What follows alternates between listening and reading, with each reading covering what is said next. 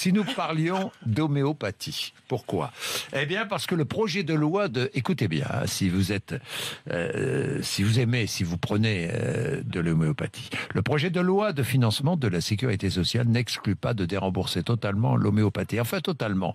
L'article 42, écoutez bien, prévoit que les règles de prise en charge des médicaments homéopathiques seront bientôt définies par décret. Autrement dit, ce sera au cas par cas.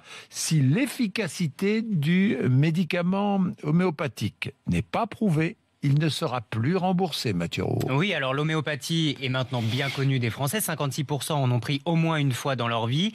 Vous savez, ce sont ces petits tubes, souvent de couleur bleue, qu'il faut secouer pour activer les billes de médicaments que l'on doit ensuite faire fondre sous la langue. Elles contiennent à très faible dose, très diluées, les substances ou les produits qui provoquent le mal. En fait, c'est la théorie du soigner le mal par le mal. Et il en existe pour tout, le rhume, la grippe, le mal de dos, de dents, les angoisses. Aujourd'hui, ces médicaments sont classés dans la catégorie service médical rendu modéré par la Sécurité sociale, autrement dit pas très efficace. Voilà donc pourquoi ils ne sont remboursés qu'à 30% et encore quand ils sont prescrits par un médecin. Mais ils pourraient ne plus être remboursés du tout si leur efficacité n'est pas prouvée. C'est la Haute Autorité de Santé qui tranchera d'ici février.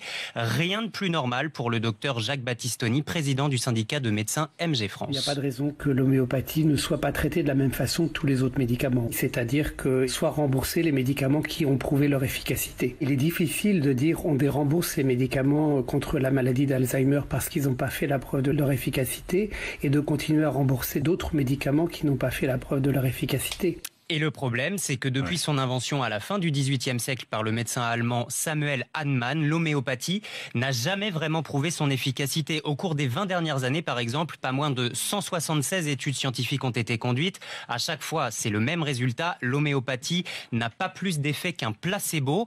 Normal, répond la présidente de la Société des homéopathes, Martine Gardenal, puisque ces études sont conduites par le lobby des laboratoires pharmaceutiques. Comme dans toutes les thérapeutiques, il y a un effet placebo, incontestable. Mais ça n'est pas que un placebo. Une fois de plus, c'est un coup bas des laboratoires pharmaceutiques qui sont derrière et c'est vraiment dommage pour 1% de budget, quoi. Je ne sais pas, mais moi, ça me semble quand même effrayant.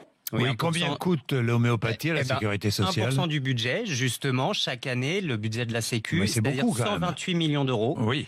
Mais pour Martine Gardenal qu'on vient d'entendre, elle ne voit pas en quoi dérembourser ces 128 millions d'euros ferait beaucoup d'économies à la Sécurité sociale.